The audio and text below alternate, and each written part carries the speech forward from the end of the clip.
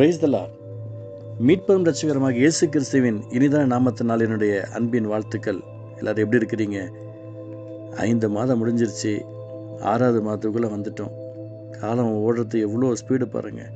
கர்த்தருடைய நாம் மகிமைப்படுவதாக. பிலிப்பியர் 4ஆம் அதிகாரம் 13வது வசனம். இந்த வசனத்து மூலமாக இந்த மாதத்தில் கர்த்தர் நமக்கு உதவி செய்வாராக. என்னை பலப்படுத்துகிற கிறிஸ்துவினாலே எல்லாவற்றையும் செய்ய எனக்கு பலன் உண்டு. அருமையான ஒரு ஜீவ வார்த்தை. கடந்த மாதத்தில் கர்த்தர் நமக்கு சொன்னார். அவர் சொன்னது மாதிரியே என் ஜனங்க வைக்கப்பட்டு போவதில்லைன்னு சொன்னார். அவர் சொன்ன மாதிரியே ஒரு அற்புதம் நடந்தது.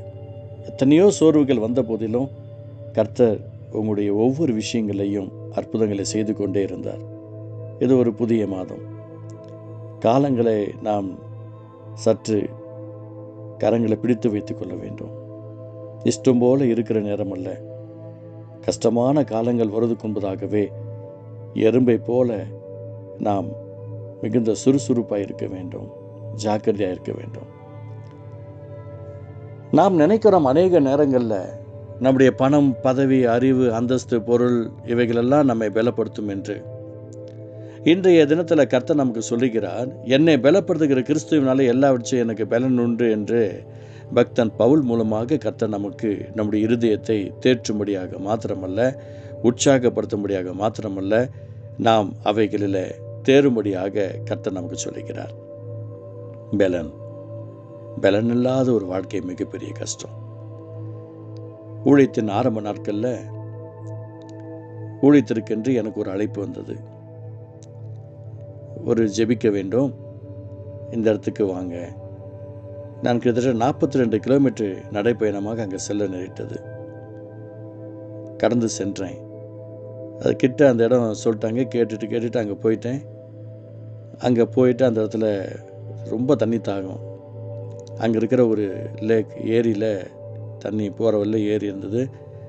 அந்த தண்ணியை கொஞ்சம் குடித்தேன். தண்ணி குடித்து நிமிர்ந்து பார்த்தா அங்கே பன்னிக்குட்டிங்கெல்லாம் அங்கே தான் இருந்தது. அந்த தண்ணியில் கர்த்தர் எனக்கு ஒரு பலத்தை கொடுத்தார். சந்தோஷமாக அப்படியே கரையோரமாக நடந்து வந்துக்கிட்டே இருந்தேன். அப்போது அங்கே இருக்கிறவங்க எல்லாம் பார்த்தாங்க, ஏரி தண்ணி அவன் குடிச்சிட்டு வரானே, ஏரி தண்ணி குடிச்சிட்டு வரானே என்று ஒரு சிலர்லாம் அங்கே இருந்தவங்கெல்லாம், ஆடு மேய்க்கிறவங்கெல்லாம் பார்த்துட்டு இருந்தாங்க. அதுக்கப்புறம் என்னை அழைப்பு கொடுத்தவங்க அங்கே வந்தாங்க, என்னை கூப்பிட்டு போனாங்க.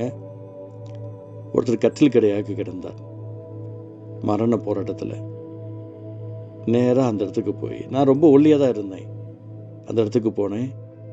ஒரு ஸ்தோத்திரம் பண்ணி ஜெபம் பண்ணிவிட்டு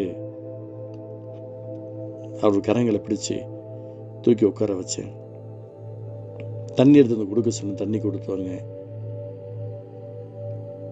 அவருக்கு உற்சாகம் வந்தது. அங்கே இருக்கவங்கெல்லாம் ஆச்சரியமாக பார்த்துட்டு இருந்தாங்க.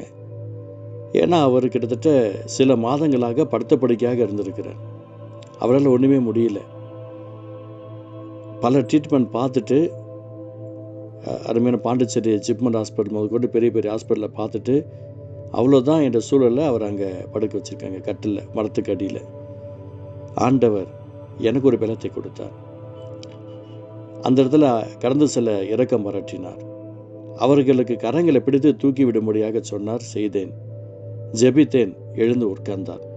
ஆண்டவருடைய நாம் மகிமைப்படுவதாக.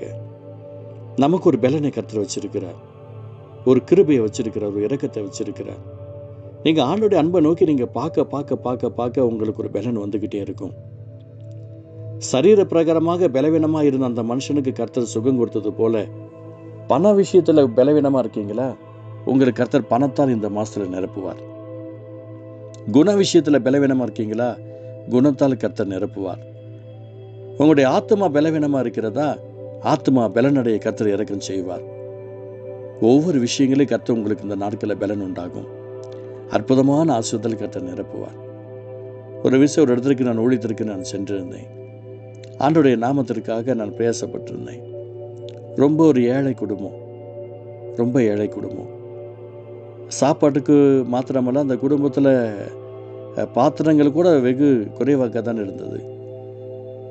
அங்கே கர்த்தர் ஜெபிக்க சொன்னார். ஜெபித்தேன். கர்த்தருடைய நாம் மகிமைப்படுவதாக. அந்த குடும்பத்திலிருந்து ஒருவரை வெளிநாட்டிற்கு கர்த்தர் அழைத்து சென்றார். இன்றைக்கி அவங்க அந்த ஊர்லேயே பெரிய பணக்காரராக இருக்கும்படியாக ஒரு ஆசீர்வாதத்தை கர்த்தர் வச்சிருக்கிறார். பலன் கொடுப்பார். உங்களுடைய ஜெபத்தின் மூலமாக அநேகருக்கு இந்த மாதத்தில், இந்த நாட்களில் கர்த்தர் பலன் கொடுக்க வல்லவராக இருக்கிறார். அவர் பலன் கொடுப்பார். கவலைப்படாதீங்க. இயேசுவின் நாமத்தில் நீங்கள் ஆசுதமாக இருப்பதற்காக, நாம் ஆசுதமாக இருப்பதற்காக ஜீவ வார்த்தை தான் என்னை பலப்படுத்துகிற கிறிஸ்துவினாலே எல்லாவற்றையும் செய்ய எனக்கு பலன் உண்டு. ஆண்டவருடைய நாம் மகிம்பட்டும். சந்தோஷமாய் நீங்கள் ஒவ்வொரு விஷயத்திற்காக கர்த்தரிடத்தில் பலத்தை கேளுங்க. அவர் உங்களை நிரப்பாமல் வேறு யாரை நிரப்ப போகிறார்? நம்மை நிரப்பாமல் வேறு யாரை அவர் நிரப்ப முடியும்? அவருடைய பிள்ளைகள் தானே நாம். அவருடைய அன்பின் பிள்ளைகள் தான் நாம். அவருடைய பாசத்துக்குரியவர்கள் நாம். கண்களை மூடி ஜெபிக்கலாமா? பரிசுத்த அன்பு தகப்பனே, பக்தன் பவுல் சொன்னது போல என்னை பலப்படுத்துகிற கிறிஸ்துவினால எல்லாவற்றையும் செய்ய எனக்கு பலன் உண்டு. ஆமாண்டவரே, இந்த வார்த்தை கேட்குற ஒவ்வொருத்தருக்கும் புதிய வாசல் திறக்கப்படட்டும். வேலையில் அற்புதங்கள் நடக்கட்டும். குடும்ப காரியங்களை, தேவைகளை சந்திக்க உதவி செய்யும். பிள்ளைகளுடைய படிப்பு காரியங்களுக்கு உதவி செய்யும்.